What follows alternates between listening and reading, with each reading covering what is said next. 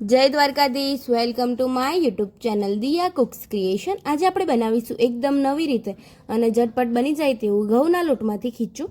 ઘઉંના લોટમાંથી ખીચું બનાવવા માટે મેં અહીંયા સૌથી પહેલાં કઢાઈ ગરમ કરવા મૂકી દીધી છે। કઢાઈ ગરમ થાય ત્યારબાદ તેની અંદર મેઝરમેન્ટના માપ પ્રમાણે 3 કપ જેટલું પાણી એડ કરી દઈશું। તમે જોઈ શકો છો અહીંયા આપણે કઢાઈની અંદર 3 કપ જેટલું પાણી એડ કરી દઈશું। 3 કપ જેટલું પાણી એડ થઈ જાય ત્યારબાદ આપણે તેને સારી રીતે ગરમ થવા દઈશું અને હવે તેની અંદર 1 ટેબલસ્પૂન જેટલું જીરું એડ કરી દઈશું।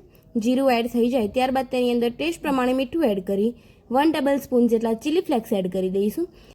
ચીલી ફ્લેક્સ ઘરમાં અવેલેબલ ન હોય તો તમે ટેસ્ટ પ્રમાણે મરચું પણ એડ કરી શકો છો, પરંતુ ચીલી ફ્લેક્સનો સ્વાદ અને રંગ બહુ જ સરસ આવે છે। હવે તેને બરાબર સારી રીતે બોઇલ થવા દઈશું। જ્યાર સુધી 3 કપમાંથી 1.5 કપ ન થઈ જાય ત્યાર સુધી આપણે તેને સારી રીતે ઉકળવા દઈશું। હવે અહીંયા તમે જોઈ શકો છો આપણું પાણી સારું એવું 1.5 કપ જેટલું થઈ ગયું છે અને હવે પાણી બોઇલ થઈ જાય ત્યારબાદ અહીંયા મેં 3 કપ પાણી સામે મેં અહીંયા 1 કપ જેટલો ઘઉંનો લોટ લીધેલો છે, જે આપણે રેગ્યુલર રોટલીમાં યુઝ કરતા હોય તે લોટ મેં લીધેલો છે। હવે લોટને આપણે થોડો એડ કરતા જઈને આ રીતે વેલણની મદદથી આપણે તેને સારી રીતે મિક્સ કરી લઈશું, જેથી કરીને લોટ આપણો સારી રીતે ગાંઠા પડ્યા વગર મિક્સ થઈ જાય।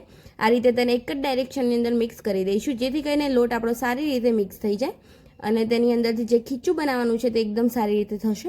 તમે જોઈ શકો છો આ રીતે જો ગાંઠા પડે તો તેને એક જ ડાયરેક્શનની અંદર હલાવતા જઈને તેના ગાંઠા નીકાળી દઈશું। તમે જોઈ શકો છો કારણ કે પાણીની અંદર લોટ મિક્સ કરવાથી થોડાક તો ગાંઠા પડશે જ, તેને આ રીતે એક ડાયરેક્શનની અંદર વેલણથી મિક્સ કરવાથી તે એકદમ ગાંઠા ફ્રી એટલે કે લમ્સ ફ્રી થઈ જશે। આ રીતે તેને આપણે હલાવતા જઈને મિક્સ કરી લઈશું। ઘણા લોકો ખીચું બનાવતી વખતે ખાસ ભૂલ કરે છે કે પાણી સહેજ ગરમ થાય ત્યારે જ તેની અંદર લોટ એડ કરી દેશે, પરંતુ જ્યાર સુધી પાણી થોડું અડધું ન થાય ત્યાર સુધી તેની અંદર લોટ એડ ન કરો, કારણ કે જો તમે એ રીતે ખીચું બનાવશો તો તે સારું પણ નહીં બને। અને જો ખીચું તમારે આ રીતે ઢીલું જોઈતું હોય તો તેની અંદર પાણી થોડું વધારે એડ કરવાનું, અને જો ખીચું એકદમ તમારે કાઠું એટલે કે બહુ જ ડ્રાય જોતું હોય તો તેની અંદર પાણીનું પ્રમાણ થોડું ઓછું કરી લેવાનું। તેને આ રીતે આપણે વેલણની મદદથી હલાવતા જઈને સારી રીતે ખીચું બનાવી લઈશું। તમે જોઈ શકો છો બરાબર ખીચું મારું મિક્સ થઈ ગયું છે। આ રીતે ખીચું બરાબર મિક્સ થઈ જાય ત્યારબાદ આપણે તેને ઢાંકીને થોડીક વાર માટે સ્લો ગેસની ફ્લેમ પર કૂક થવા દઈશું, જેથી કરીને આપણો લોટ કાચો હોય તો આપણો લોટ સારી રીતે બફાઈને એટલે કે બોઇલ થઈને તૈયાર થઈ જાય। અહીંયા તમે થોડીક વાર પછી જોઈ શકો છો આપણો લોટ સારી રીતે બોઇલ થઈ ગયો છે, તેને ફરી આપણે આ રીતે વેલણની મદદથી મિક્સ કરી દઈશું। તમે જોઈ શકો છો ખીચું આ રીતે કઢાઈ છોડી દે એટલે સમજવું કે ખીચું આપણું બરાબર તૈયાર થઈ ગયું છે। ચોખાનું ખીચું તો બધાએ બનાવ્યું હશે, પરંતુ ઘઉંનું ખીચું કોઈએ નહીં બનાવ્યું હોય।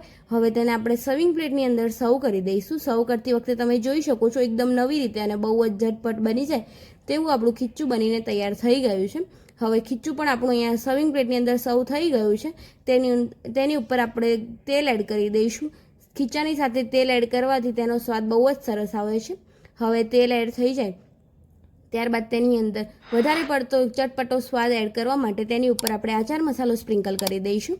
તમે જોઈ શકો છો લારી પર કે બજારમાં તમે ચોખાનું ખીચું ખાધેલું હશે તો ખબર હશે કે તેની ઉપર આચાર મસાલો સ્પ્રિંકલ કરેલો હોય છે।